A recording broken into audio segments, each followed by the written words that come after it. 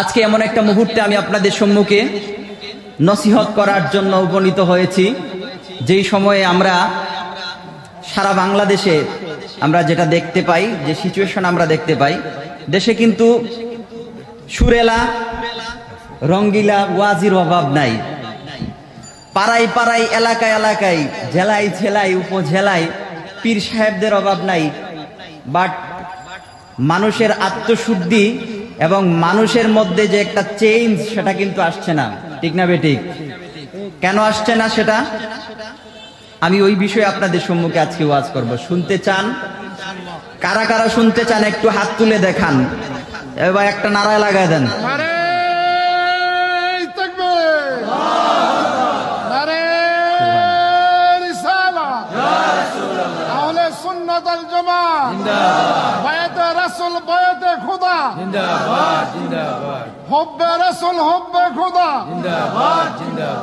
যাই হোক বাবারা, ভাইরা আমার, আমাকে বলা হয়েছে মুমিনের বৈশিষ্ট্য সম্পর্কে আপনাদের সম্মুখে আলোচনা করার জন্য।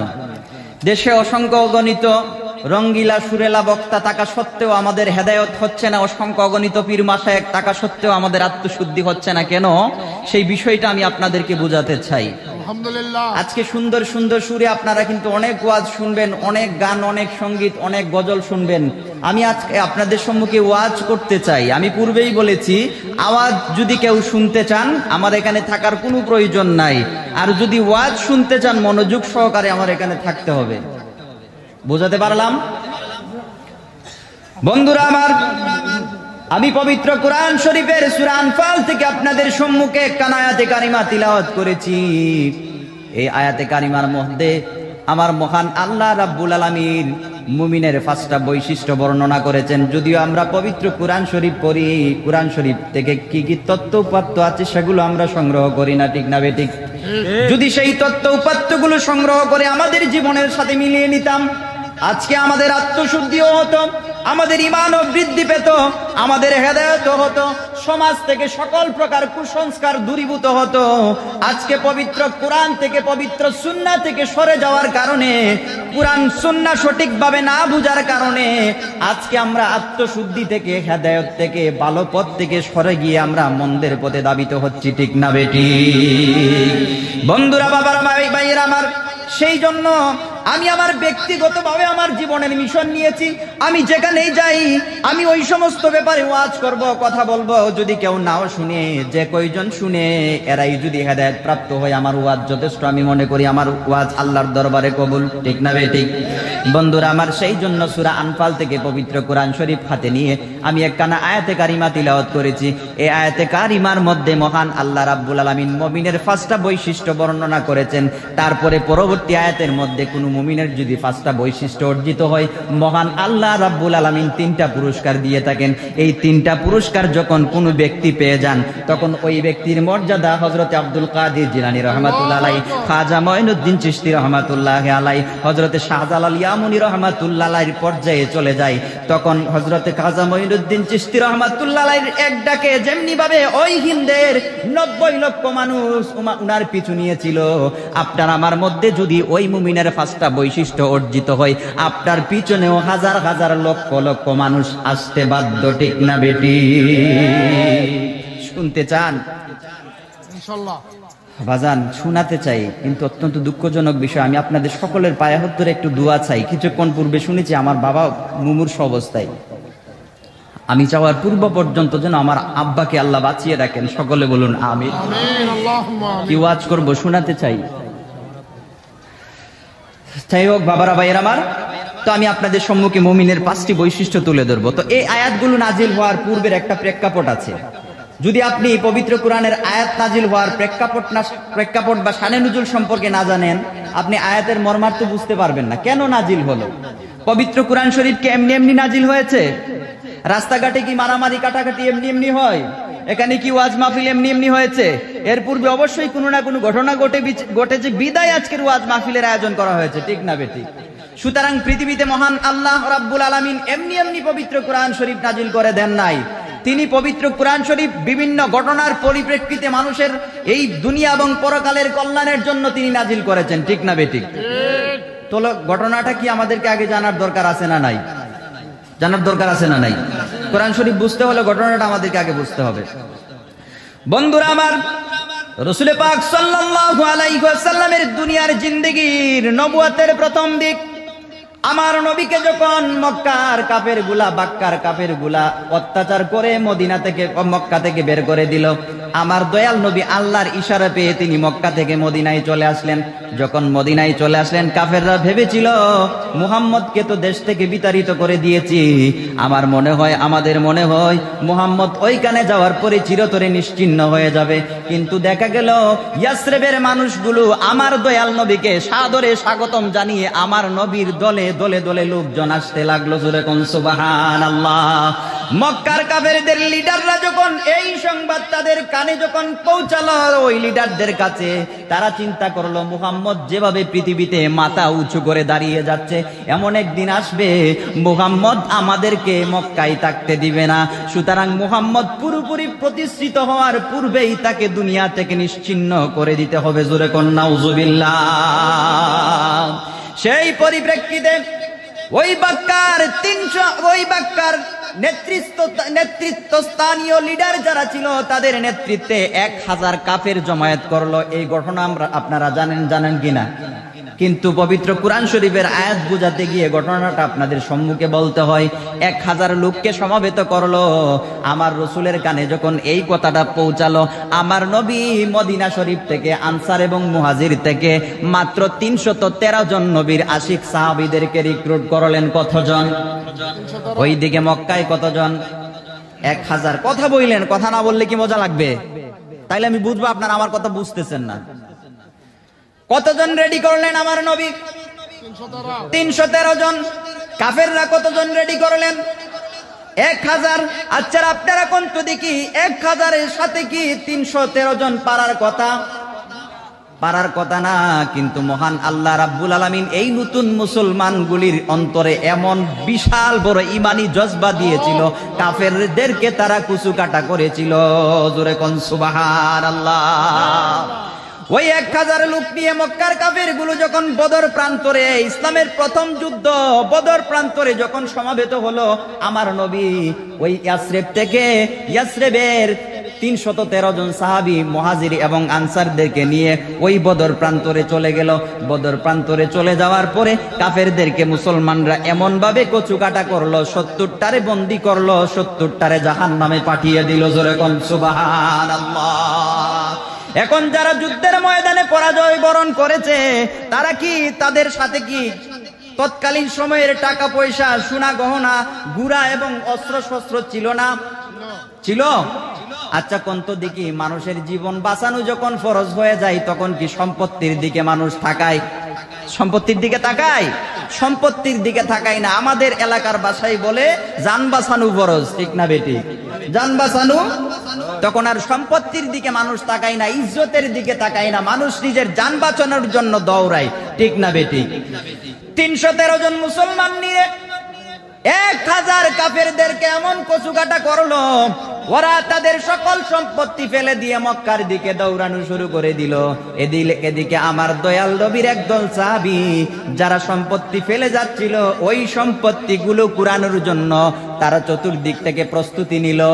আরেক দল সাহাবী যুদ্ধের ময়দানে তাদেরকে দৌড়ালো, আরেক দল সাহাবী আমার নবীজিকে সেভ করলো। এই পরিস্থিতিতে যারা যুদ্ধের ময়দানে যুদ্ধলব্ধ সম্পত্তি ফেলে যাওয়া গনিমত গুলো কুড়িয়ে এনেছিল, তারা সেগুলো এনে রেডি হয়েছে, তারা নিজেরা নিয়ে যাবে। এখন যারা যুদ্ধের ময়দানে যুদ্ধ করেছিল তারা বলল, তোমরা সম্পত্তি নিয়ে কোথায় যাও? বুঝতেছেন আমার কথা? যে সম্পত্তি তো আমরাই পাবো, কেননা যুদ্ধের ময়দানে এই সমস্ত সম্পত্তি ফেলে যাওয়ার পরে আমরা এই সম্পত্তিগুলো কুড়িয়েছি, সুতরাং সম্পত্তির মালিক আমরা। যুক্তি ঠিক আছে? ঠিক আছে নি যুক্তি? কারণ আম গাছের নিচে যদি একটা আম পড়ে যায়, যে পাই সেই মালিক, ঠিক না বেঠিক? আমাদের দেশীয় ফতুয়ায় যে পাই সেই মালিক। কোন মালিক এসে বলে না যে আমটা আমাকে দিয়ে দাও, গাছতলায় পড়েছে, যে পাইছে সে নিয়ে খেয়ে নাই, ঠিক না বেঠিক? যুদ্ধের ময়দানে সম্পত্তিগুলো কাফের গুলা ফেলে গেল, মুসলমানরা যারা কুড়িয়েছে তারা বলতেছে এগুলোর মালিক আমরা।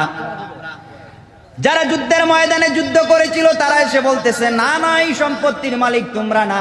বলে সম্পত্তির মালিক কারা? বলে আমরা যদি যুদ্ধের ময়দানে কাফেরদেরকে না পিটাইতাম সম্পত্তি তোমরা পাইতা না, মালিকও হতে পারতা না। সুতরাং যুদ্ধের ময়দানে সম্পত্তির মালিক হইলাম আমরা।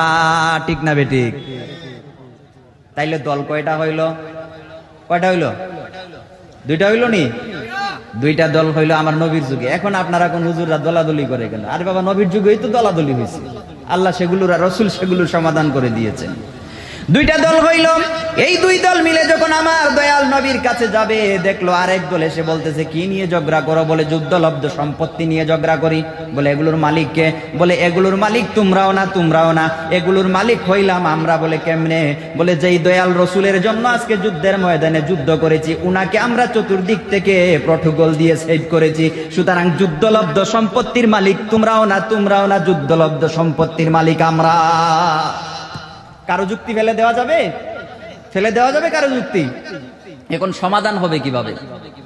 আমার আল্লাহর নবী তো দুনিয়ার জমিনে আমার আল্লাহর হুকুম ছাড়া কোনো কথা বলেন নাই। আমার আল্লাহ বলেন, মা দাল্লা সাহিবুকুম ওয়া মা গাওয়া ওয়া মা ইয়ানতিকু আনিল হাওয়া ইন হুয়া ইল্লা ওয়াহিয়ুন ইউহা। জোরে কোন সুবহানাল্লাহ। আজকে যারা বলেন আমার নবী দুনিয়ার জিন্দেগিতে ভুল করেছিল বিদায়, তা আল্লাহর দরবারে কি করেছে? ইস্তেগফার করেছে। জোরে কোন নাউজুবিল্লাহ। আর আমার আল্লাহ কই, মা দাল্লা সাহিবুকুম, কোনদিন দলালাতের পথে আল্লাহর রাসূল যায় নাই। আল্লাহর রাসূলের জিন্দেগিতে যত কথা বলেছে সব আল্লাহর ইঙ্গিতে বলেছে, সব আল্লাহ তার রাসূলের অন্তঃকরণে ঢেলে দিয়েছেন, তারপরে তিনি কথা বলেছেন। ঠিক না বেঠিক? আমার রসুল কোনো কথা কয় না। রসুলের সাহাবীরা তিনটা দলে বিভক্ত হয়ে গেল। তিনটা দলে বিভক্ত হয়ে যুদ্ধলব্ধ সম্পত্তি নিয়ে কারাকারি, মারামারি, কথা কাটাকাটি করে আমার রসুল একটু যখন নীরব রইলেন, মহান আল্লাহ রাব্বুল আলামিন পবিত্র কুরআন শরীফের এই সূরা আনফালের প্রথম দিকের আয়াতগুলো নাজিল করে দিয়েছেন যে তোমরা কারা যুদ্ধলব্ধ সম্পত্তি নিয়ে মারামারি করো। শুনো, প্রকৃত মুমিন যদি তোমরা হইতা, যুদ্ধলব্ধ সম্পত্তি গনিমত নিয়ে মারামারি করতা না। আমার নবীর সাহাবারা সমস্যার তৈরি করেছে, আর ওইগুলার পরিপ্রেক্ষিতে আল্লাহর রহমত আমরা সমাধান পেয়েছি। বন্ধুরা, বাবারা, ভাইয়েরা আমার আল্লাহ পবিত্র কুরআন শরীফের আনফাল নাজিল করে তিনি বলেন, ইয়াসআলুনাকা আনিল আনফাল। আমার আল্লাহ কয়, আয় হাবিব আমার, আপনারে সওয়াল করে, ইয়াসআলুনাকা, আয় হাবিব আপনারে সওয়াল করে আপনার সাহাবীরা, আনিল আনফাল। আনফাল বোমানা গনিমত, যুদ্ধলব্ধ সম্পত্তি। যুদ্ধলব্ধ সম্পত্তি কার? এই বিষয়ে আপনার সাহাবারা তিনটা দলে বিভক্ত হয়ে আপনাকে এসে ডিস্টার্ব করে। আয় হাবিব আমার, কুলিল আনফাল। আমার আল্লাহ কয়, আপনি বলে দিন, কুলিল আনফালু লিল্লাহি ওয়ার রাসূল। জোরে জোরে কোন সুবহানাল্লাহ। আমার আল্লাহ কয় না কুলিল আনফালু লিল্লাহ, যুদ্ধলব্ধ সম্পত্তি আল্লাহর। আমার আল্লাহ কয় যুদ্ধলব্ধ সম্পত্তির মালিক আমার আল্লাহ এবং তার রাসূল। জোরে জোরে কোন সুবহানাল্লাহ। আমি কারো বিরোধিতা করতেছি না। আজকে যারা কয় আমার নবীর নামের সাথে আল্লাহর নাম লাগানো যাবে না, পবিত্র কুরআন শরীফে তো আল্লাহর সম্পত্তির সাথে অগ্রাধিকার হিসাবে আমার নবীরে শরীক করে দিয়েছেন। জোরে কোন সুবহানাল্লাহ। আমার আল্লাহ লিল্লাহ কয় না, আমার আল্লাহ কয় লিল্লাহি ওয়ার রাসূল। এই সম্পত্তির মালিক হচ্ছে আমি আল্লাহ এবং আমার রাসূল। কার সম্পত্তি নিয়ে তোমরা ঝগড়াঝাটি করো? হ্যাঁ, এখন আল্লাহর যে সম্পত্তি, আল্লাহ যদি সম্পত্তি নিয়ে যান, আমাদের মতো গোলামরা পাবো? সম্পত্তির মালিক আমার রসুল রে আল্লাহ বানায়া দিয়েছেন, বিদায় আমরা পাইছি। ঠিক না বেঠিক? আমার রসুল কয়, আল্লাহু ইউতি ওয়া আনা কাসিম। আমার আল্লাহ আমারে দেয়, আমি সেগুলো বন্টন করি। মানে আল্লাহর পৃথিবীতে দেওয়া সকল সম্পত্তির মালিক আমার আল্লাহ আমারে বানিয়ে দিয়েছেন, আর আমি বন্টন করি। সুবহানাল্লাহ। এটা হচ্ছে হাদিস, আর এটা হচ্ছে কোরআন শরীফ। জোরে কোন সুবহানাল্লাহ। এখন কি হলো? আসুন সামনে বাড়ি। এখন আমার আল্লাহ কই, ফাত্তাকুল্লাহ, সাবধান সাবধান, আর ঝগড়াঝাটি করো না, আল্লাহকে ভয় করো, আল্লাহর অনুসরণ করো, আল্লাহকে ভয় করো। ফাত্তাকুল্লাহ। জোরে কোন সুবহানাল্লাহ। ওয়া আসলিহু, নিজেদের মধ্যে ওয়া আসলিহু যাতা বাইনিকুম, নিজেদের মধ্যে ইসলাহ করে নাও, সংশোধন করে নাও। এতক্ষণ পর্যন্ত যে আমার নবীর সামনে ঝগড়াঝাটি করলা, নিজেরা মিলে যাও, নিজেদের মধ্যে সংশোধন করে নাও। কেন সংশোধন করে নিবা? আমার আল্লাহ কই ওয়া আতিউল্লাহ ওয়া রাসূলাহু ইন কুনতুম মুমিনিন, এই জন্য সংশোধন করে নিবা ইন কুনতুম মুমিনিন, যদি তোমরা মুমিন হও। জোরে কোন সুবহানাল্লাহ। এখন আমার আল্লাহ বলেন, যদি মুমিন হয়ে থাকো তাহলে নিজেদের মধ্যে সংশোধন করে নাও, যুদ্ধলব্ধ সম্পত্তি নিয়ে ঝগড়াঝাটি করো না। কথা বলবেন, ঝগড়াঝাটি। এখন তখনকার সময়ের সাহাবীরা তো কিভাবে মুমিন হতে হয় সেটা তারা জানে না। জানে প্রথম দিকের মুসলমান শুধু এটুকুই বুঝছে লা ইলাহা ইল্লাল্লাহ মুহাম্মাদুর রাসূলুল্লাহ বললেই তো ঈমানদার হয়ে যাওয়া যায়, কিন্তু প্রকৃত ঈমানদার কিভাবে হতে হয় তারা বুঝে নাই। আমার আল্লাহ বুঝাইয়া দিয়েছেন যে আমার নবীর প্রতি মহব্বত যদি না থাকে, আমার নবীর আইন সিস্টেম কাস্টম যদি তোমরা মেনে নিতে না পারো, তাহলে তোমরা মুমিন হতে পারবা। আমার আল্লাহ কয় ইন কুনতুম মুমিনিন, যদি তোমরা মুমিন হয়ে থাকো, তোমরা যুদ্ধলব্ধ সম্পত্তি নিয়ে কারাকারি না করে আমার হাবিবের ফয়সালা তোমরা মেনে নাও। এখন আমি আসল ওয়াজের মধ্যে আসলাম। এরপরে আল্লাহ রাব্বুল আলামিন, এরা তো জানে না কিভাবে মুমিন হতে হবে, জানে না। এখন আমার আল্লাহ রাব্বুল আলামিন মুমিনের 5টা বৈশিষ্ট্য বলেছেন। হে আমার নবীর সাহাবারা, আমার বান্দারা, শুনো মুমিন কিভাবে হতে হবে। তোমাদের মধ্যে যদি 5টা বৈশিষ্ট্য থাকে তাহলে তোমরা প্রকৃত মুমিন, নচেত মুমিনে কামিল হতে পারো না। এখন বাবারা, বন্ধুরা আমার, মুমিনের 5টা বৈশিষ্ট্য সম্পর্কে আমাদের জানা নাই বিদায় আমরা হেদায়েতের পথে আসতেছি না। মুমিনের 5টা বৈশিষ্ট্য সম্পর্কে আমাদের জানা নাই বিদায় আমাদের আত্মশুদ্ধি হচ্ছে না। আমার নবীর সাথে প্রেমের কথা বলে, মহব্বতের কথা বলে অনুসরণ করি বলিউড, ডালিউড, হলিউড সিনেমার নায়কদেরকে, ঠিক না বেটি? আমার রবির বাজারের যুবক ভাইরা, কুলাউড়ার যুবক ভাইরা, আজকে আপনারা যুবক ভাইরা, আপনারা বলেন নবীকে আমরা অনেক মহব্বত করি, নবীকে ভালোবাসি, কিন্তু ভালোবাসার নিদর্শন দেখতে পাই না। পুরো বডিতে আপনার নিদর্শন দেখতে পাই বিজাতীয়দের। কেন দেখতে পাই? মুমিনের 5টা বৈশিষ্ট্য সম্পর্কে আমাদের জানা নাই বিদায় আমরা আমাদের সমস্ত বডির মধ্যে আমার নবীর সিস্টেম, আমার নবীর ডিজাইন আমরা নিতে পারি না। এখন 5টা বৈশিষ্ট্য জানার দরকার আছে? কথা কন না কেন? জানার দরকার আছে, জানার দরকার আছে। এগুলা শোনার দরকার পবিত্র কোরআন শরীফ থেকে। এই সমস্ত বিষয় হচ্ছে ওয়াজ, ঠিক না বেটি? বন্ধুরা আমার, আসুন এখন আমরা 1 নম্বরে জানি মুমিনের 1 নম্বর বৈশিষ্ট্য কি। খুব গভীর মনোযোগ, মনে রাখবেন। মিডিয়াগুলা কিন্তু রেকর্ড করতেছেন, আপনারা তো ছড়িয়ে দেবেন। পাশাপাশি এখানে যারা উপস্থিত হয়েছেন, আমার এই কথাগুলো আল্লাহর কথা, আবার রসুলের কথা, এই কথাগুলো মানুষের কাছে পৌঁছে দেবেন, যাতে করে মানুষ মুমিনের 5টা বৈশিষ্ট্য অর্জন করে 3টা পুরস্কার নিয়ে তারা যেন মুমিনে কামিল হতে পারে, ঠিক না বেঠিক?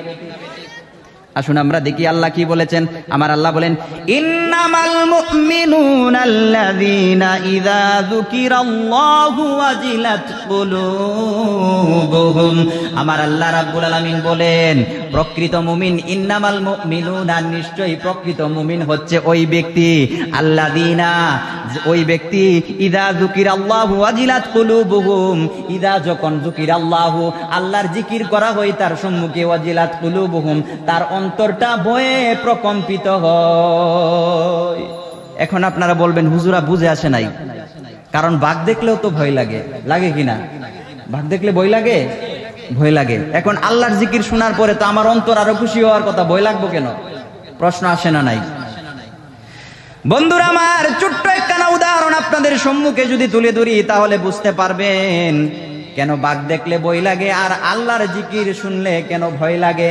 আচ্ছা বলেন তো দেখি, আমরা যদি ক্লাসে, আমার ছাত্র ভাইরা ক্লাসের পড়া শিখে না গেলে উস্তাদকে ভয় পাই নাকি খুব খুশি হই? ভয় পাই না? আচ্ছা বলেন তো দেখি, আকাম কুকাম পড়ার পরে যদি আমি জানি যে আমার আম্মা আব্বা জেনে ফেলেছে, মা বাবার কাছে আসতে কি ভয় পাই নাকি খুব আনন্দে আসি? ভয় লাগে না? ভয় লাগে। এখন বন্ধুরা আমার, এই মজলিসের মধ্যে যদি, মাহফিলের মধ্যে যদি ওই দিক থেকে একটা বাঘ আসে, এখানে বসবেন আপনারা? কেউ বসবেন? দৌড়াবেন। কেন দৌড়াবেন? ভয়ে। কেন দৌড়াবেন? ভয়ে দৌড়াবেন, ঠিক না বেঠিক? এখন বাঘের ভয় ভয়, উস্তাদের ভয় ভয়, আমার আম্মা আব্বাকে আকাম কুকাম করার পরে ওটাও কিন্তু ভয়। ভয়ের মধ্যে কি পার্থক্য আছে? আছে না নাই? আমার আল্লাহর ভয়ও ভয়।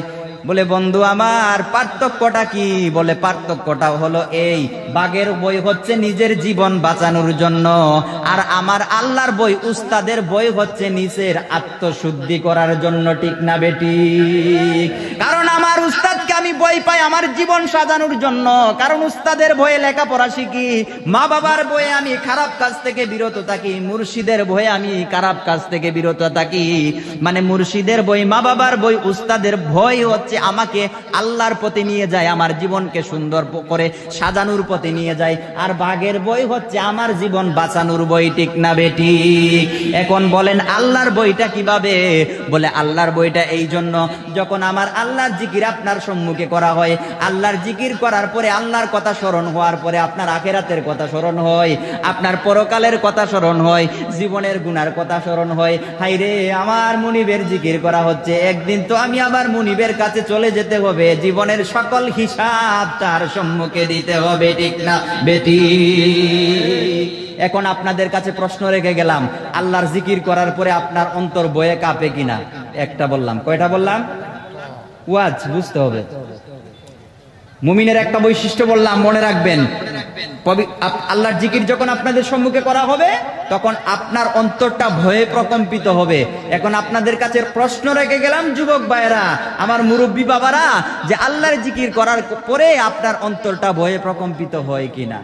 আমি আপনারে বলবো না মুমিনে কামেল কিনা, পবিত্র কুরআন শরীফ বলে দেবে। বাবারা ভাইয়েরা আমার, এরপরে আমার আল্লাহ রাব্বুল আলামিন বলেন, ওয়াইদা তুলিয়াত আলাইহিম আয়াতুহু যাদাতহুম ঈমানা। আমার আল্লাহ রাব্বুল আলামিন বলেন, এরপরে আল্লাহর আয়াত যখন আপনার সম্মুখে তিলাওয়াত করা হয়, আল্লাহর আয়াত যখন আপনার সম্মুখে তুলে ধরা হয়, যাদাতহুম ঈমানা, তখন আপনার ঈমানটা একটু থেকে আরেকটু করে বৃদ্ধি পেতে থাকে। জোরে কোন সুবহানাল্লাহ। আল্লাহর আয়াত যখন আপনার সম্মুখে পাঠ করা হয়, তিলাওয়াত করা হয়, তখন আপনার ঈমান বৃদ্ধি পায়। এখন বলেন হুজুর আমার একটু বুঝাইয়া দেন কিভাবে ঈমান বৃদ্ধি পায়? ও বাবারা ভাইয়েরা আমার, আপনার যদি কোনো বন্ধু থাকে, আপনার সম্মুখে যদি অন্য কোনো ব্যক্তি এসে আপনার বন্ধুর প্রশংসা করে, বন্ধুত্ব বাড়ে না কমে? বুঝাইতে পারলাম? আপনার এক বন্ধু জীবনের চাইতে বেশি ভালোবাসেন, একজন ব্যক্তি এসে আপনার সম্মুখে আপনার ওই বন্ধুর প্রশংসা করলো, এতে করে ওই বন্ধুর প্রতি বন্ধুত্ব বাড়ে না কমে? বাড়ে। বলে হাই রে, যারে আমি ভালোবাসি পৃথিবীর সব মানুষ তার প্রশংসা করে, আমার আল্লাহ কই যখন আল্লাহর আয়াত তোমার সম্মুখে তুলে ধরা হয় তখন আল্লাহর প্রতি তোমার ঈমান বৃদ্ধি পায়। এই আয়াত দ্বারা বিভিন্ন রকমের মুরাদ নেওয়া হয়েছে। এই আয়াত দ্বারা পবিত্র কুরআন শরীফের আয়াত হতে পারে, এই আয়াত দ্বারা পৃথিবীতে আল্লাহর নিদর্শন তুলে ধরা হতে পারে। ঠিক না বেটি? যখন আল্লাহর নিদর্শনের সুন্দর কিছু দেখেন তখন আপনার অন্তরাত্মাটা আল্লাহর প্রতি খুশি হয়ে যায়, খুশি হয়ে আল্লাহর প্রতি ঈমানটা আরো বেশি করে বৃদ্ধি পেতে থাকে। এখন বলেন, এই সুন্দর নিদর্শন আপনাদের এলাকার চা বাগান দেখার পরে কার কথা চিন্তা করেন? চিন্তা কি আসে একবার আল্লাহর? যে এই চা বাগান, এই পাহাড় পর্বত, এই আকাশ নদী নালা, এত সুন্দর পৃথিবী কে সৃষ্টি করলো?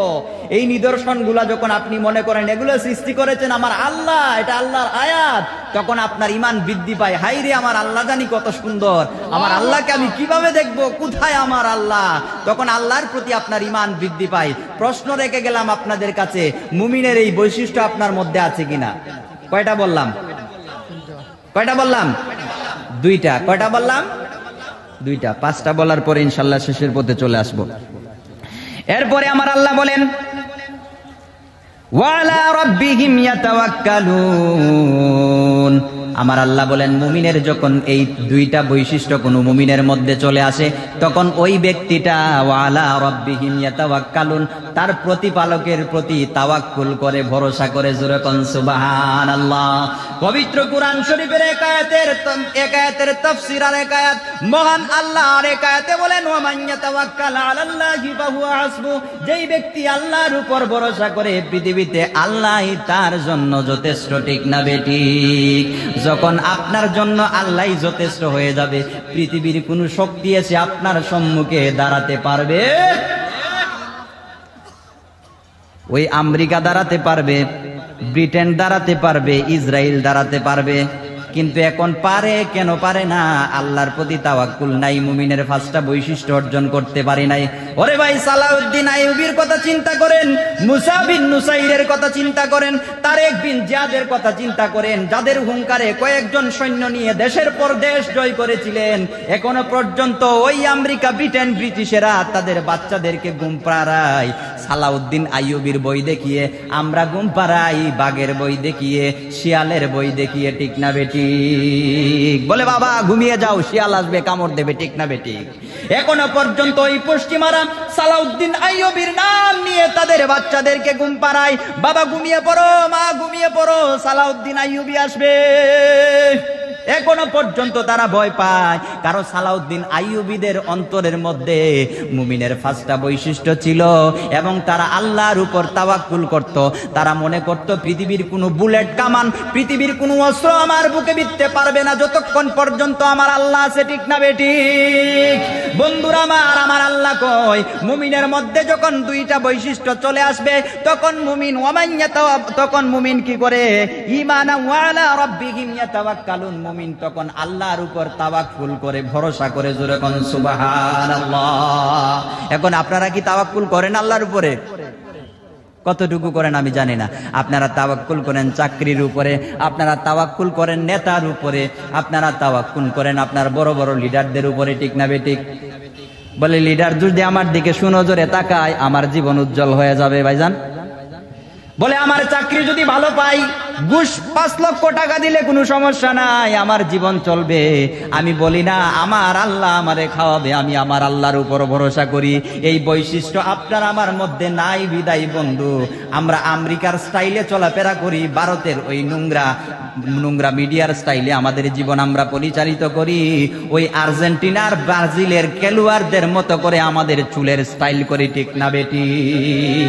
মুমিনের বৈশিষ্ট্য যদি আপনার আমার মধ্যে থাকতো, আমরা কোনোদিন ওই আর্জেন্টিনা ব্রাজিলের খেলোয়াড়দের মতো আমার চুলের ফ্যাশন করতাম না।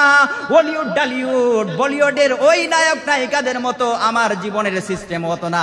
আমার পোশাক আদি, আমার সিরাফারা ফ্যাশন আমার বডিতে আমি আনতাম না, আমি আমার বডিতে আমার নবীর ফ্যাশন নিয়ে আসতাম। ঠিক না বেটি? বন্ধুরা বাবার আমার, মুমিনের পাঁচ তিনটা বৈশিষ্ট্য বললাম। কয়টা বললাম? এই তিনটা বৈশিষ্ট্য যদি আপনার আমার মধ্যে থাকে তাইলেই কিন্তু আমরা প্রকৃত মুমিন। হেদায়েত আমাদের মধ্যে আসবে। রইছে কয়টা? আর কয়টা রইছে শুনতে চান? এরপরে আসেন, আমার আল্লাহ রাব্বুল আলামিন বলেন, আল্লাযীনা ইউকিমুনাস সালাহ। আমার আল্লাহ কয় মুমিনের মধ্যে যখন তিনটা বৈশিষ্ট্য চলে আসে, সে যখন আল্লাহর উপর ভরসা করে থাকে, দুনিয়ার পিছনে আর দৌড়ায় না। আল্লাযীনা ইউকিমুনাস সালাহ, যে তখন ওই ব্যক্তি তখন সালাত কায়েম করে। জোরে কোন সুবহানাল্লাহ। আমার আল্লাহর সাথে সুসম্পর্ক করার জন্য, আমার আল্লাহর সাথে ডাইরেক্ট কানেকশন তৈরি করার জন্য আল্লাহ যে পদ্ধতি দিয়েছেন সেটা হচ্ছে সালাত। সেটা কি? সালাত। আমার রাসূল কই মেরাজের রজনীতে আমি আল্লাহর সাথে ডাইরেক্ট দেখা করেছি। উম্মত, আমি তো একবার দেখা করেছি, তোমাদের প্রমাণে একবার দেখা করেছি। উম্মত রে, তোদের জন্য দৈনিক 5 বার সিস্টেম নিয়ে আসলাম, তোরা আল্লাহর সাথে দেখা করবি। ঠিক না বেটি? মুমিনের মধ্যে যখন তিনটা বৈশিষ্ট্য চলে আসে, আল্লাহর উপর ভরসা করে, সে চিন্তা করে দুনিয়া আমার কোনো দরকার নাই, যুদ্ধ বিগ্রহ, মারামারি, কাটাকাটি, লাটালাটি, সুন্দরী বউ আর গাড়ি আর টাকা পয়সার আমার কোনো দরকার নাই। আমার আল্লাহর সাথে সুসম্পর্ক করতে হবে। সুসম্পর্ক যদি করতে হয় তাহলে কি দিয়ে করব? মুমিন কয় আমি আমার আল্লাহর জন্য সালাত পড়া শুরু করে দেই। জোরে কোন সুবহানাল্লাহ। আমার আল্লাহ কয় যখন মুমিন আল্লাহর উপর তাওয়াক্কুল করে, আল্লাযীনা ইউকিমুনাস সালাত, মুমিন তখন সালাত কায়েম করে। বন্ধু আমার, ওই মাঠে ময়দানে খেলাধুলা করো, গাড়িতে তোমরা চলাফেরা করো, যখন আজান দেই তখন নামাজ আদায় করো না। কেন করো না? মুমিনের বৈশিষ্ট্য তোমার আমার মধ্যে নাই বিদায় করো। ঠিক না বেটি? ঠিক না বেটি? কয়টা গেল? 4টা। এরপরে আমার আল্লাহ রাব্বুল আলামিন বলেন, ওয়া মিম্মা রাযাকনাহুম ইউনফিকুন। জোরে জোরে কোন সুবহানাল্লাহ। মুমিনের মধ্যে যখন চারটা বৈশিষ্ট্য চলে আসে, মুমিন যখন সালাত আদায় করা শুরু করে দেয়, এই সালাতের অর্থ কিন্তু অনেকগুলা, এই সালাতের ব্যাখ্যা করতে গেলে অনেক সময়ের দরকার, অনেক তাফসীর। সালাত দিয়ে কি বোঝানো হয়েছে, আমরা নামাজটাই ধরে নিলাম।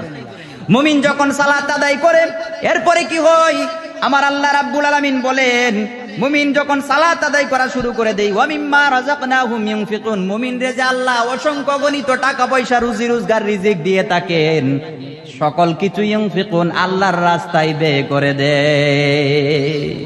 সবকিছু কি করে দেয়? আল্লাহর রাস্তায় ব্যয় করে দেয়। এখন বন্ধুরা আমার, আপনারা কিন্তু অনেকেই চিন্তা করেন যে নামাজ তো আদায় করি, রোজা তো রাখি, ভালো কাজ তো করি, দিন দিন খালি গরিব হয়। ভাইজান প্রশ্ন আসে আপনাদের, কিরে নামাজ পড়ি, রোজা রাখি, হজ করলাম, জাকাত দিলাম, ভালো কাজ করলাম, দিন দিন শুধু গরিব হয়, আল্লাহ তো কোটি টাকার মালিক বানায় না। এটা চিন্তা করি না? শতকরা 99 না 1999, প্রায় সবাই চিন্তা করে নামাজ আদায় করব, ভালো কাজ করব, আল্লাহ যেন কোটি টাকার মালিক বানায় দেয়। কিন্তু আল্লাহর সিস্টেম কিন্তু উল্টো। মুমিন যখন আল্লাহর উপর ভরসা করে, মুমিন যখন সালাত আদায় করা শুরু করে দেয়, তখন তার সম্পত্তির মায়া থাকে না, আমার আল্লাহ কই সব কিছু আমার আল্লাহর রাস্তায় ব্যয় করে দেয়। বলে কিভাবে হুজুর? ছোট্ট একখানা উদাহরণ দিয়ে বুঝান। উদাহরণ হচ্ছে আমার নবীর সাহাবী হযরতে আবু বকর রাদিয়াল্লাহু তাআলা আনহু। আপনারা জানেন কিনা জানি না, হযরতে আবু বকর যখন সর্বপ্রথম ইসলাম গ্রহণ করেছিল, তখন কিন্তু মক্কার সবচেয়ে বড় একজন ব্যবসায়ী ছিল কিনা? উনি ব্যবসায়ী থাকা অবস্থায় কিন্তু স্বপ্ন যুগে আমার নবীরে দেখেছিলেন, ইসলাম ধর্ম গ্রহণ করার প্রতি উদ্বুদ্ধ হয়েছিলেন। অনেক বড় ব্যবসায়ী ছিলেন, কাপড়ের ব্যবসায়ী। কিসের ব্যবসায়ী?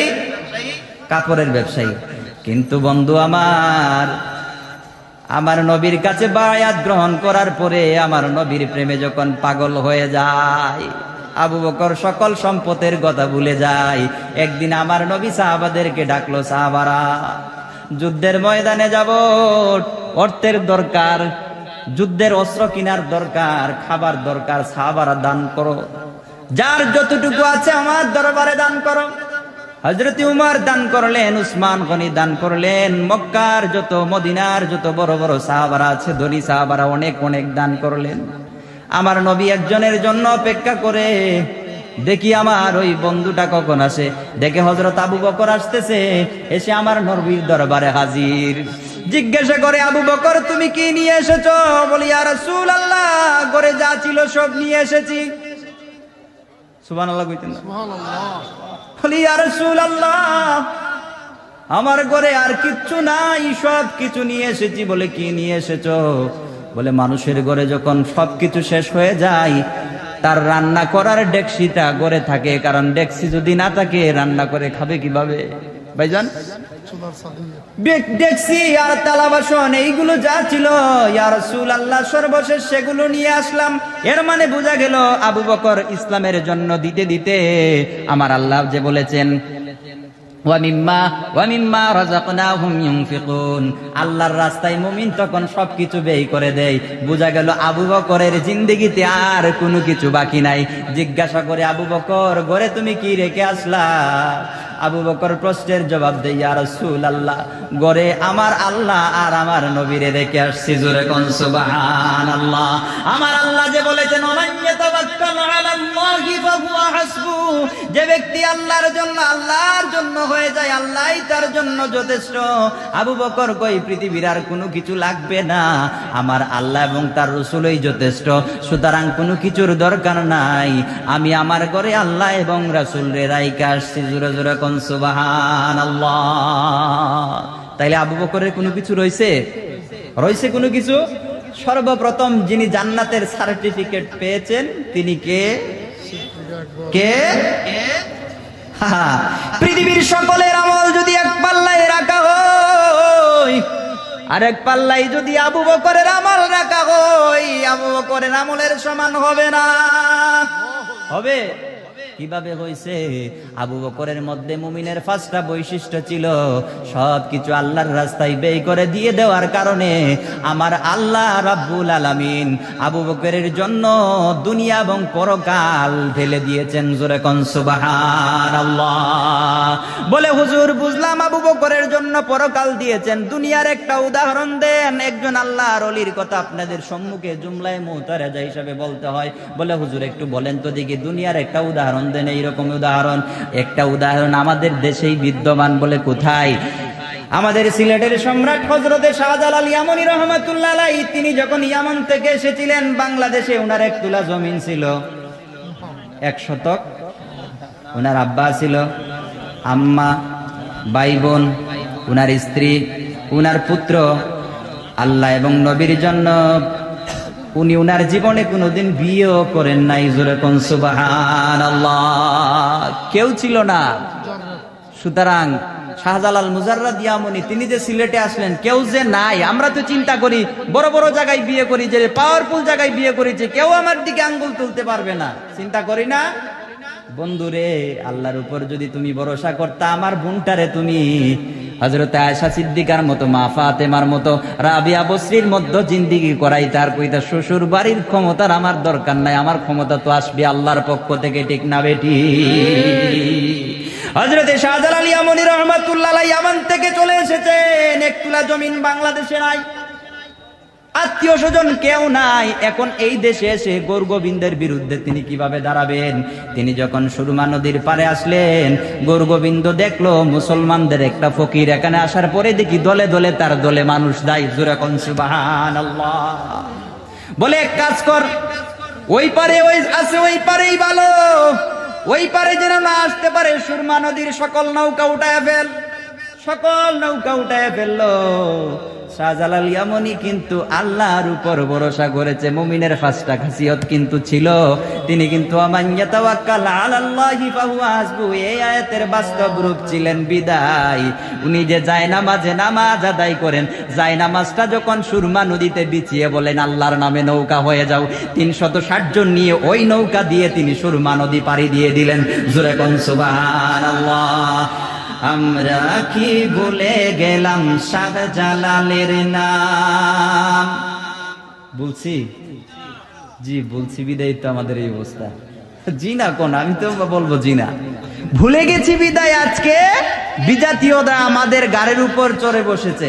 শাহজালাল বাবার গাড়ি চড়তে পারে, নৌকা উঠায় পারছে। বাবা, আমরা যদি নদীতে 3 জনের জায়গায় যদি একটা নৌকায় 5 জন উঠি, নৌকা ডুবে। আর শাহজালাল ইয়ামানী রহমাতুল্লাহ আলাইহি বলে যায় নামাজও নৌকা হয়ে যায়। সেই জন্য বলি আমরা কি ভুলে গেলাম শাহজালালের নাম। এ ভাই, শাহজালালের দেশের মানুষ আমরা। আমিও তো সিলেটি, মাত্রা মাকি আমার সুন্দর করি আপনারা বুঝানির লাগি। আল্লাহু আকবার। আমি তো বুঝতাম না, এখন সুন্দর সুন্দর কথা হইয়া মানুষের ওদলন আর কি, ওটার লাগে আমরাও সুন্দর সুন্দর করে কথা হইয়া, ঠিক না বেটি? বন্ধুরা আমার সাথে বলুন, আমরা কি ভুলে গেলাম শাহজালালের নাম, আমরা কি ভুলে গেলাম। কইতেন না শাহজালালের সৈনিকের, আপনারা কইতেন না নি? কোন না কেন? আমরা কি ভুলে গেলাম শাহজালালের নাম, আমরা কি ভুলে গেলাম। গৌর গোবিন্দ পালিয়ে গেল, গৌর গোবিন্দ পালিয়ে গেল, শুনে যাহার নাম। আমরা কি ভুলে গেলাম শাহজালালের নাম, বলুন আমরা কি ভুলে গেলাম। আমাদের বন্দুক দেখেও তো কেউ পালায় না। শাহজালাল বাবার নাম শোনার পরে গৌর গোবিন্দ পালাইছিল, এটা আমরা ভুলে ফেলছি। বিদায় বন্দুক দিয়েও এখন বিজাতিদেরকে তাড়াতে পারি না, আমাদের গাড়ে এসে চড়ে বসে, ঠিক না বেটি? সেজন্য আমরা শাহজালালের কথা ভুলে যাব না, ঠিক না বেটি? সবুজ শ্যামল ছায়ায় ঘেরা সিলেটবাসী, সিলেট ভূমি বাংলার সেরা, ঠিক না বেটি? সিলেটকে ভালোবাসে না বাংলাদেশের এমন কেউ আছে? সবুজ শ্যামল ছায়ায় ঘেরা সিলেট ভূমি বাংলার সেরা, বেঁচে নিলেন শাহজালাল, বেঁচে নিলেন শাহজালাল প্রচারে ইসলাম। আমরা কি ভুলে গেলাম শাহজালালের নাম, আমরা কি ভুলে গেলাম। গৌর গোবিন্দ পালিয়ে গেল, গৌর গোবিন্দ পালিয়েছিল শুনে যাহার নাম। আমরা কি ভুলে গেলাম শাহজালালের নাম, বলুন আমরা কি ভুলে গেলাম। 360 নিয়ে সুরমা নদী বাবা পাড়ি দিয়েছিল। জি, যেখানে সমস্যা বেশি ওইটা পাড়ি দিতে হয়, যেটা সহজ সেটা পাড়ি দিতে হয় না। 360 নিয়ে সুরমা নদী পাড়ি দিয়ে, বলুন 360 নিয়ে সুরমা নদী পাড়ি দিয়ে সিলেট আসলেন প্রচারিতে, সিলেট আসলেন প্রচারিতে মদিনার ইসলাম। আমরা কি ভুলে গেলাম শাহজালালের নাম, বলুন আমরা কি ভুলে গেলাম শাহজালালের নাম। গৌর গোবিন্দ পালিয়েছিল, গৌর গোবিন্দ পালিয়ে গেল শুনে যাহার নাম।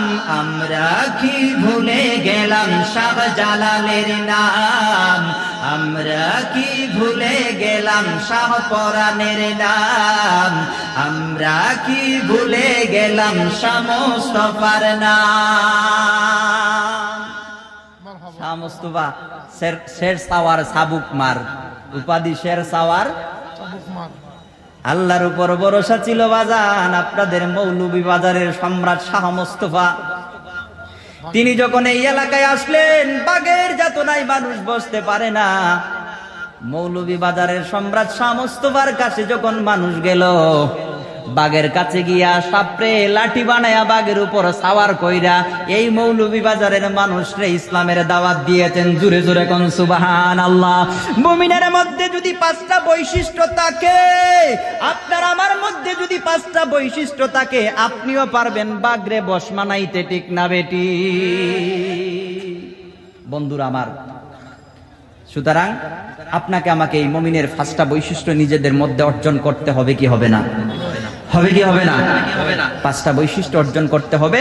যদি 5টা বৈশিষ্ট্য আপনারা অর্জন করতে পারেন, আজ পর্যন্ত আপনারাও আপনাদের সম্মুখে, আমাদের সম্মুখে কোনো বিজাতি এসে দাঁড়াতে পারবে না। 5টা বৈশিষ্ট্য নাই দেখেই তো খালি সুরের পাগল, সুন্দর সুন্দর চেহারার পাগল। বক্তা সাহেব কত সুন্দর করে পাগড়ি বেঁধেছেন, কত সুন্দর করে জুব্বা পরেছেন, এইগুলো নিয়ে চিন্তা করি। 2011 সালে যখন কামিল শেষ করলাম, মাস্টার্স শেষ করলাম, শেষ করার পরে এর পূর্বে প্রায় 7 বছর এক মসজিদের খতিব ছিলাম। বন্ধুরা আমারে কয়, তুই তো খুব সুন্দর করে কথা বলতে পারিস, ওয়াজ করস না কেন? আমি বললাম 2-4টা দাওয়াত দে, দেখি মানুষ আমারে নেই কিনা। দাওয়াতে যাই, কাটা পাঞ্জাবি পরে, বুঝছেন, ভালো মানে কাটাপা পাঞ্জাবি পরে। আমার কথা হইলো আমার নবীর সুন্নত হইলেই তো হইলো, টুপি পরলাম, কাটা পাঞ্জাবি পরে গেলাম। এখন দেখি আমার চেয়ে ছোট ছোট বক্তাদের মানুষ এত মূল্যায়ন করে, তার ওই লুডা নিয়ে আজ্ঞা দেয়, বুঝছেন নি, তার ব্যাগ নিয়ে দৌড়ায়, বুঝছেন নি, তার এটা নিয়ে দৌড়ায়, সেটা নিয়ে দৌড়ায়। আমি যখন হুজুর পানি খুঁজি, ওই মানুষ পাই না খুঁজা। কি রে, কাহিনী কি? আমার বন্ধুরা কয়, বন্ধু এইভাবে হইব না। বলে হুজুর যেমনে রূপ ধরছে ওই রকম রূপ ধর, দেখবি তোর পিছনে মানুষের অভাব হবে না। এরপরে আমার এক স্যার আমার এইরকম একটা পাঞ্জাবি বানায় দিছে, এইটা পরে ওয়াজ যখন নাই। আর এই জুব্বাটা কেন লাগাইছি জানেননি? শীত করে বিদায় লাগাইছি। এখন মানুষে হুজুর ঠিক আছে কেন? কেন? মুমিনের বৈশিষ্ট্য আমাদের মধ্যে, মুমিনের বৈশিষ্ট্য নাই বিদায় আজকে আমরা রূপের পাগল, আজকে আমরা সুরের পাগল, পবিত্র কুরআন শরীফের পাগল আমরা না। কুরআন শরীফ থেকে ওয়াজ পড়ার দরকার বন্ধু আমার। আমার আল্লাহ কো তিবিয়ানাল লিকুল্লি শাই। এই যে কুরআন আপনাকে আমাকে দিয়েছে মহান আল্লাহ, পৃথিবী সৃষ্টি থেকে শুরু করে পৃথিবী শেষ হওয়ার পূর্ব পর্যন্ত পৃথিবীতে যত রকমের সমস্যা আছে সকল প্রকার সমস্যা মহান আল্লাহ এই কোরআন শরীফে সমাধান দিয়েছেন, ঠিক না বেঠিক? আজকের পৃথিবীর উন্নত বিজ্ঞান যত কিছু আবিষ্কার করতেছে, ওই আবিষ্কারের ফলে দিন দিন কোরআনের শ্রেষ্ঠত্ব বৃদ্ধি পাচ্ছে। মুসলমানরা কোরআন থেকে সরে যাওয়ার কারণে আজকে আমরা অনেক লাঞ্ছিত, বঞ্চিত, অপমানিত। আর কাফেররা আজকে কোরআন থেকে তত্ত্ব উপাত্ত নিয়ে নিজেদেরকে পৃথিবীতে প্রতিষ্ঠা করতেছে বিদায় আজকে তারা মাথা উঁচু করে দাঁড়াতে পেরেছে। মুসলমানরা সেখান থেকে চলে এসেছে বিদায় আজকে মুসলমানরা পৃথিবীর জায়গায় জায়গায় লাঞ্ছিত, বঞ্চিত, ঠিক না বেটি? এক সময় মুসলমানরা পুরো বিশ্বটাকে শাসন করত। হযরত উমরের যুগে আমরা দেখি যে খেজুর পাতার প্রাসাদের নিচে বসে অর্ধেকটা পৃথিবী তিনি শাসন করেছিলেন। কিন্তু বালাগানায় বসে, এত সুন্দর সোফাতে বসে, এত সুন্দর সিংহাসনে বসে একটা মেম্বার সাহেব একটা ইউনিয়ন শাসন করতে পারে না, তার সিকিউরিটি লাগে, ঠিক না বেটি? সুতরাং পবিত্র কোরআন শরীফের দিকে চলে আসেন। এই মুমিনের পাঁচটা বৈশিষ্ট্য নিজেদের মধ্যে অর্জন করেন। যদি অর্জন করেন, পৃথিবীর কোনো শক্তি আপনার সম্মুখে দাঁড়াতে পারবে না। সারা জিন্দেগি ভর আমরা মাথা উঁচু করে দাঁড়াতে পারবো। যেমনি ভাবে শাহজালাল ইয়ামনি রহমাতুল্লাহ আলাইহি, খাজা মঈনুদ্দিন চিশতি রহমাতুল্লাহ আলাইহি, আল্লাহর বড় বড় জবরদস্ত অলিগণ, কোনো বিমান লাগে নাই, কোনো রকেট লাগে নাই, কোনো বন্দুক লাগে নাই, কোনো বোমা লাগে নাই, নিজেদের এই ইমানি তেজ দিয়ে, নিজেদের এই ইমানি শক্তি দিয়ে তারা তাগুতকে পরাজিত করেছিল, ঠিক না বেটি? বন্ধুরা আমার, এখন আবার আসি আমরা পবিত্র কোরআন শরীফে। বন্ধুরা আমার, আসুন আমরা একটু সামনের দিকে বাড়ি। আমি বলেছিলাম মুমিনের মধ্যে যখন পাঁচটা বৈশিষ্ট্য অর্জিত হবে, অর্জন হওয়ার পরে মুমিন তিনটা পুরস্কার পাবে। কয়টা পুরস্কার? মুমিন কয়টা পুরস্কার পাবে?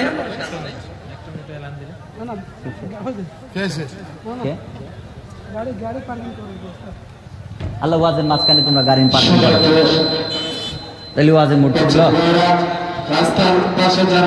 ওয়াজের শেষ হওয়ার পরে, কোনো বক্তার শেষ হওয়ার পরে এই সমস্ত ঘোষণা দিবা, নচেত মধ্যখান থেকে পবিত্র কোরআন শরীফের আকর্ষণ চলে যায়, ঠিক না বেটে?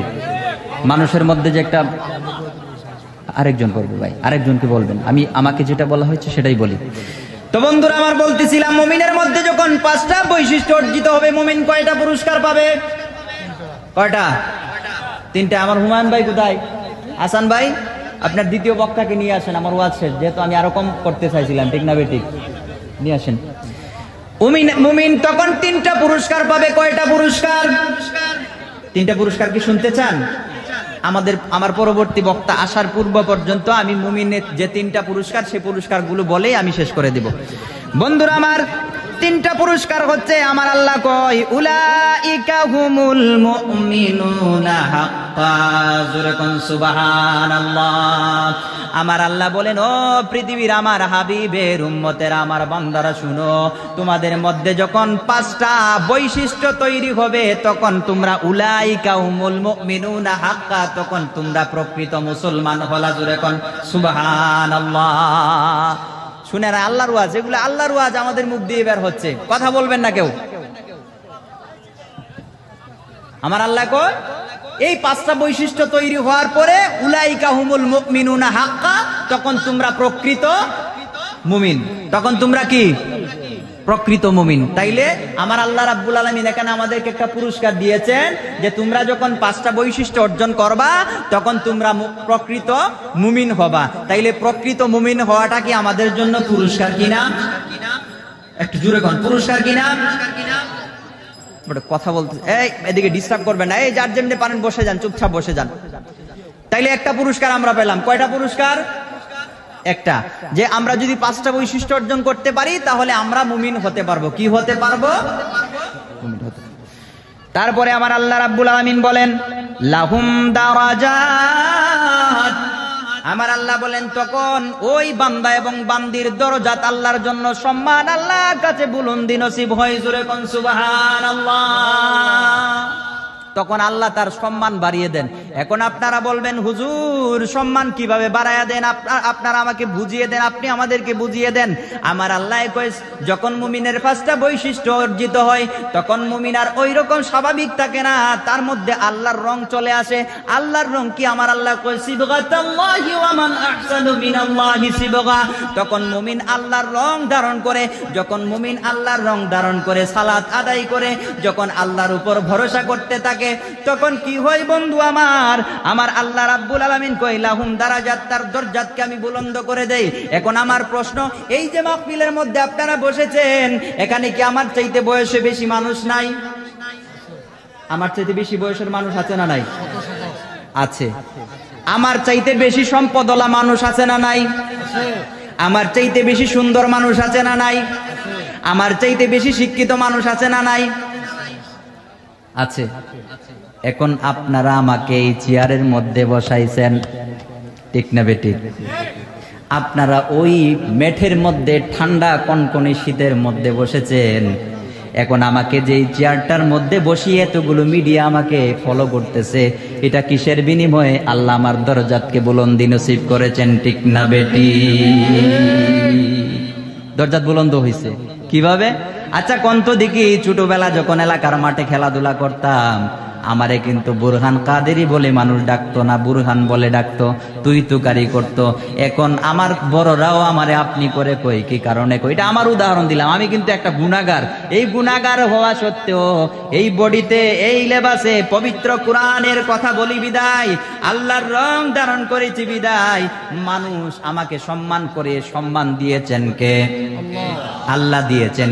এই যে সম্মানের দিন দিন এই সম্মান কিন্তু কমতেছে না, আমি দেখতেছি সম্মান আমার দিন দিন বাড়তেছে। এর পূর্বে আমি পূর্বেই বলেছি মসজিদের মিম্বরে দাঁড়ায় আমি ওয়াজ করতাম, এরপরে আমি মাহফিলে আসলাম, মানুষে আমার অতটা সম্মান দেয় না, কিন্তু চেয়ারে বসাই। এখন কি করে মানুষে আমাকে 1 মাস পূর্বে আমার সাথে কন্ট্রাক্ট করে হুজুর আসবেন কিনা। তাহলে সম্মান দিন দিন বাড়লো না কমলো? কেন বাড়লো? কেন বাড়লো? যে ওই মুমিনের 5টা বৈশিষ্ট্য অর্জন করার চেষ্টা করেছি বিদায় আল্লাহ রাব্বুল আলামিন দরজাতে একটু একটু করে বুলন্দি নসিব করেছেন আমি গুনাহগারকে। আর যারা প্রকৃত অর্থে উলাইকা হুমুল মুমিনুনা হাক্কা, আল্লাহর ওই সিস্টেম অনুযায়ী যে প্রকৃত ইমানদার মুমিন হয়েছে তার দরজাতকে আল্লাহ কত উঁচুতে নিয়ে গেছেন, ঠিক না বেটি? আজকে আপনারা চিন্তা করেন কিভাবে আল্লাহ দরজাত্রী উঁচু করে দেন। ওই শাহজালাল বাবার কথাই বলি। আচ্ছা কোন তো দেখি শাহজালাল বাবারে বাবা ডাকার মানুষ অভাব আছে? যদিও কেউ কেউ বিরোধিতা করে, আইরে তোর বাপ আছে তুই শাহজালাল রে বাবা ডাকস কেন? জোরে কোন নাউজুবিল্লাহ। সম্মানার্থে বাবা ডাকি, ঠিক না বেটি? কারণ বাবার চেয়ে বেশি তো সম্মান কাউরে করি না, ঠিক না বেটি? এখন বাবা ডাকাইছেন কে? বাবাকে ডাকাইছেন বলে শাহজালাল আমার প্রেমে পাগল হইয়া, আমার বন্ধুর প্রেমে পাগল হইয়া জিন্দেগিতে তোর বিয়া করার সুযোগ হয় নাই, সন্তান জন্ম দিতে পারিস নাই, কেউ তোরে বাবা ডাকে না। পৃথিবীর মানুষগুলোরে আমি আল্লাহ গার দরায়া বাবা ডাকাইমু,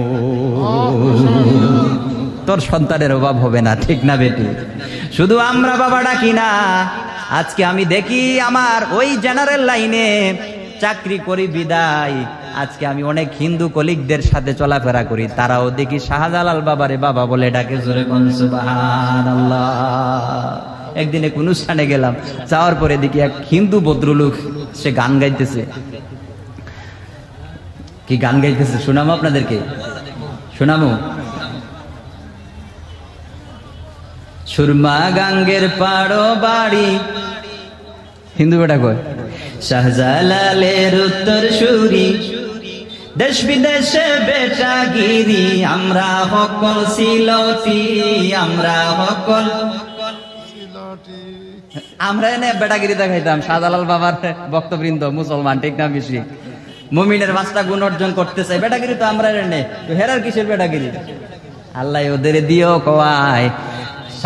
সুরমা গাঙ্গের পারো বাড়ি, শাহজালালের উত্তর সুরি, দেশ বিদেশে বেটাগিরি, আমরা হকল সিলটি, আমরা হকল সিলটি, বলুন আমরা হকল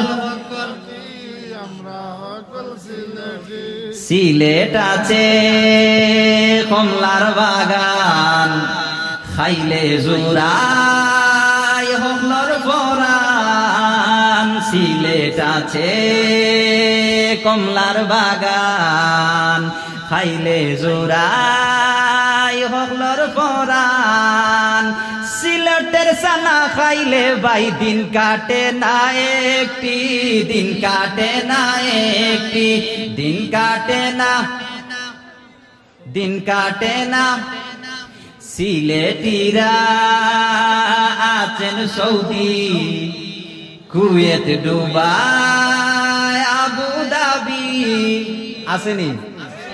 আমরা কি আমেরিকার লন্ডন গেলে পাইবাই খালি সিলটি, ঠিক না বেঠিক? আমেরিকার লন্ডন গেলে পাইবাই খালি সিলটি, পাইবাই খালি সিলটি। সুরমা গাঙ্গর ফারবারি, শাহজালালর উত্তর সুরি, দেশ বিদেশে বেটাগিরি, আমরা সকল সিলটি আমরা। এরপরে হিন্দু বেটা কয় কি জানেননি? হিন্দু বেটা কয় সিলেট আইবার দাওয়াত রইল, আমার বাবার মাজার জিয়ারত কইর। জোরে কোন আল্লাহু আকবার। সোনা রূপার মাছ পাইবাই আমার বাবার মাজারে, আমার বাবার মাজারে, বলুন আমার বাবার। আরো অনেক কথা, আরো অনেক কথা। সিলেটে শাহজালাল বাবার নিয়ে হিন্দু বেটা গর্ব করে, করাইছেন কে? আল্লাহ। আমার শেষ পর্যায়ে চলে এসেছি। আচ্ছা যাই তো বাবারা ভাইরা আমার, এই সিলেট, আচ্ছা এই সিলেট নিয়ে শাহজালাল বাবার জন্য আজকে গর্ব করে কে? হিন্দুরা করে, খ্রিস্টানরা করে, বিজাতিরা করে। আমি দেখি আমার অনেক হিন্দু কলিগরা শাহজালাল বাবার মাজারে মান্নত করে। জোরে কন্যা সুবহানাল্লাহ। এখন করাইছেন কে? আল্লাহ করাইছেন। করাইছেন কে? বলে কিভাবে করাইছেন?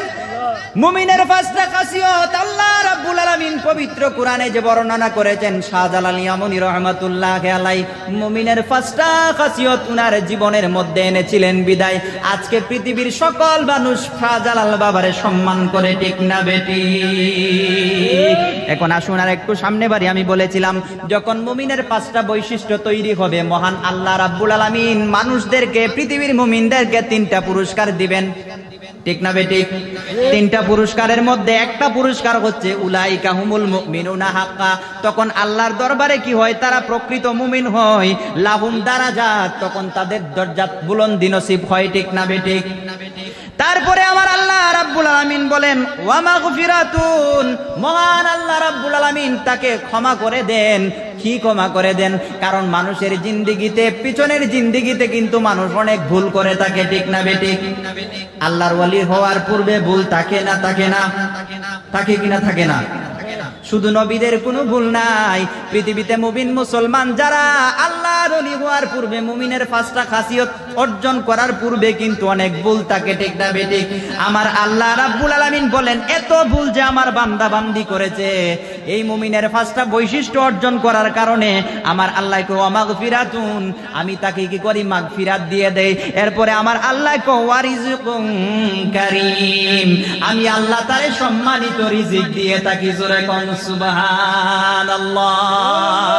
মহান আল্লাহ যদি মানুষের সম্মানিত রিজিকের ব্যবস্থা করেন, চাকরির দরকার আছে? দরকার আছে? কারণ কোন নেতার উপর নির্ভর করার দরকার আছে? কোন ব্যক্তির উপর নির্ভর করার দরকার আছে? খাওয়াবেন কে? খাওয়াবেন কে? আমার আল্লাহ। বলে কিভাবে খাওয়াবেন? আমার আল্লাহ কয় রিজকুম কারীম, আমি আল্লাহ নিজে তারে সম্মানিত রিজিক দেই, ভালো রিজিক। কি রিজিক দেই? এখন রিজিক তো আমি তো কিছুক্ষণ পূর্বে আমি বুরহান ওই করে খেয়ে এসেছি, এটাও রিজিক বন্ধুরা আমার। আর হালাল রিজিকও রিজিক, ঠিক না বেটি? একজন লোক চুরি করে খায়, কোটি কোটি টাকার মালিক, সেও খায়। আর একজন রিকশাওয়ালা সারাদিন কষ্ট করে, সারাদিন ওই মাথার গাম পায়ে ফেলে দিয়ে সে খায়, এটাও রিজিক, ঠিক না বেটি? দুই রিজিকের মধ্যে কি পার্থক্য তৈরি হলো? পার্থক্য তৈরি হয়েছে? বলে হয়েছে একটা কষ্টে উপার্জিত হালাল রিজিক আর একটা চুরি ডাকাতি করে খাওয়া রিজিক, ঠিক না বেটি? এখন বন্ধু আমার, যখন মুমিনের মধ্যে 5টা বৈশিষ্ট্য চলে আসে, আল্লাহ যখন মুমিন রে কি করেন উত্তম রিজিক দিয়ে থাকেন, তখন মুমিন পৃথিবীর বাদশাহী চান না, কোন নেতার পিছনে ঘুরেন না, নেতৃত্ব দেওয়ার জন্য চিন্তা করেন না, চেয়ারম্যান হওয়ার জন্য চিন্তা করেন না, এমপি হওয়ার জন্য চিন্তা করেন না, প্রধানমন্ত্রী হওয়ার জন্য চিন্তা করেন না, রাষ্ট্রপতি হওয়ার জন্য চিন্তা করেন না, সকল কিছু ছেড়ে দিয়ে সে আল্লাহর রাস্তায় ঘর থেকে বের হয়ে যায়। জোরে কোন সুবহানাল্লাহ। আমার নবী বলেন তখন তাদেরকে পৃথিবীতে দেখা যায় অত্যন্ত গরিব চিরাফারা ফকিরের মতো দেখা যায়, কিন্তু তাদের মর্যাদা কতটুকু? আমার নবী কই রুব্বা শাসা আকবার মাদফুইন বিল আবওয়াব লাউ আকসামা আলাল্লাহি লা আবাররা। জোরে কোন সুবহানাল্লাহ। তোমরা দেখবা পৃথিবীর বাদশাহী ছেড়ে দিয়ে একদল মানুষ মুমিনের 5টা বৈশিষ্ট্য অর্জন করার পরে, 3টা পুরস্কার পাওয়ার পরে সকল প্রকার বাদশাহী ছেড়ে দেই, সুন্দর সুন্দর পোশাক ছেড়ে দেই, জামা কাপড় ছেড়ে দেই, স্ত্রী পুত্র গাড়ি বাড়ির মায়া ছেড়ে দেই। মায়া ছেড়ে দেওয়ার পরে ওরা যখন তোমাদের দরজায় আসে, রুব্বা আশআসা আকবারা মাদফুইন বিল আবওয়াব, তোমাদের দরজায় যখন তারা চলে আসে, তোমরা তাদেরকে দেখো ফকিরের মতো, পাগলের মতো। আমার আল্লাহ কয় লাউ আকসামা আলাল্লাহি লা আবাররা, আল্লাহর কসম করে যদি ওই ব্যক্তি কোনো কিছু বলে ফেলে, আমার আল্লাহ ডাইরেক্ট সেটা কবুল করে ফেলে। জোরে জোরে কোন সুবহানাল্লাহ। যেমনি ভাবে শাহজালাল ইয়ামুনি রাহমাতুল্লাহি আলাইহি জায়নামাজ রে নৌকা হওয়ার নির্দেশ করার পরে জায়নামাজ নৌকা হয়ে যায়, ঠিক না বেটি? আরেকটু উদাহরণ দিলে আপনারা বুঝতে পারবেন। পৃথিবীতে একজন বাদশা ছিল, তার নাম বাদশা আবু বিন আদহাম, ইব্রাহিম বিন আদহাম নাম শুনেছেন আপনারা? বলকের জবরদস্ত বাদশা ছিলেন। উনার বাবা পৃথিবী বিখ্যাত একজন আল্লাহর ওলি ছিলেন। বলকের বাদশা তিনি যখন বাদশাহী করেন, তিনি একদিন কি করলেন ভাজান, তিনি উনার বালাকানার মধ্যে শুয়ে শুয়ে যখন তিনি আরাম করতেছেন, এই আরাম করা অবস্থায় তিনি দেখলেন উনার চাঁদের উপরে, ওই ঘরের চাঁদ আছে না, চাঁদের উপরে কে যেন টক টক করে কি যেন দৌড়ায়। তিনি বললেন কে রে, আমার চাঁদের উপরে কে? বলে আমি একজন ঘোড়ার সহিস, আমার ঘোড়াটা হারিয়ে গেছে, আমি এখানে খুঁজতে আসছি। আচ্ছা কোন তো দেখি, কারো ঘোড়া হারিয়ে গেলে কি আপনার ঘরের ছাদের উপরে পাওয়া যাবে নাকি মাঠে পাওয়া যাবে? বলে তুই কত বড় আহাম্মক, ঘোড়া তোর হারিয়ে গেছে, তুই মাঠে খুঁজবি? তুই মাঠে না খুঁজে আমার ওই ঘরের চাঁদের উপরে খুঁজিস, তুই তো বড় আহাম্মক। ওই যারে আহাম্মক বলা হইল সে ডেকে বলে, ও বাদশা ইব্রাহিম বিন আদহাম, আমি তো আহাম্মক নই, সবচেয়ে বড় আহাম্মক তো তুমি। বলে কিভাবে আমি সবচেয়ে বড় আহাম্মক? বলে মুমিনের 5টা গুণ অর্জন করার পরে আল্লাহ যখন তোমারে 3টা পুরস্কার দিল, এখন তুমি তোমার সুন্দরী স্ত্রীরে নিয়া এত সুন্দর বালাকানায় খাটের উপর কেমনে তুমি ঘুমাও? তুমি যেমনি ভাবে তোমার এই আরামের বিছানাকে সাথী করে নিয়ে থাকলে যেমন তুমি আল্লাহর সন্ধান পাবা না, ঠিক তেমনি ভাবে আমিও আমার ঘোড়ার সন্ধান ছাদের উপর পাবো না। আবু বিন আদহাম তিনি উনার এই ভালাকানা রাষ্ট্র, উনার দেশকে সব কিছু ছেড়ে দিয়ে তিনি উনার সুন্দর সুন্দর জামা কাপড়, পায়ের সুন্দর জুতা, বাদশাহী সব কিছু ছেড়ে দিয়ে তিনি রাতের অন্ধকারে ঘর থেকে বের হয়ে গেলেন।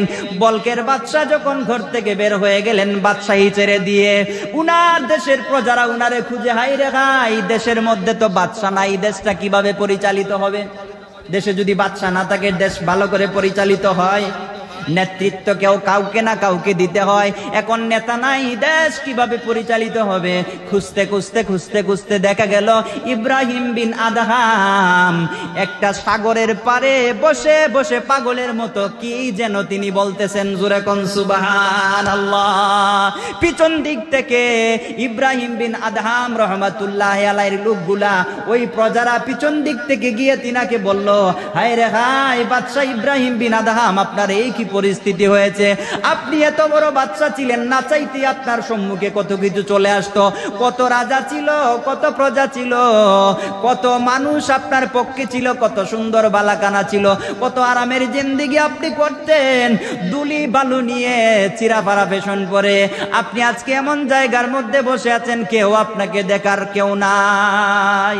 সবাই বলতেছে ইব্রাহিম বিন আদহাম রহমাতুল্লাহ আলাইহি কয়, রে তোরা মনে করেছিস ওই বাদশাহী বুঝি আমার বড় বাদশাহী, তোরা কি আমার বাদশাহী দেখতে চাস? বলে কি বাদশাহী আপনি দেখাবেন, শরীরে তো কাপড়ই নাই। জোরে কন্যা সুবহানাল্লাহ। বলে আপনার বডিতে তো কোনো কাপড়ই নাই, আপনি কি বাদশাহী আপনি দেখাবেন?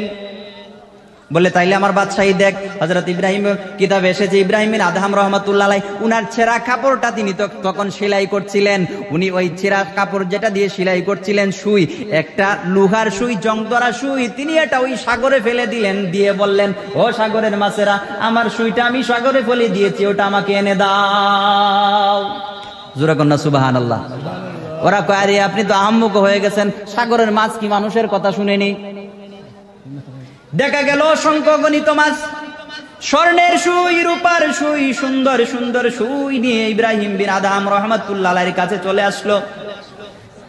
আসার পরে ইব্রাহিম বিন আদহাম কই, এই সুই তো আমার না, আমার সুইটা ছিল একটা লোহার সুই, ওই সুইটা এনে যাও। কিছুক্ষণ পরে দেখা গেল ছোট্ট একটা মাছ ইব্রাহিম বিন আদহাম রহমাতুল্লাহ আলাইহির কাছে ওই ছোট্ট সুইটা নিয়ে আসলো। জোরে কোন সুবহানাল্লাহ।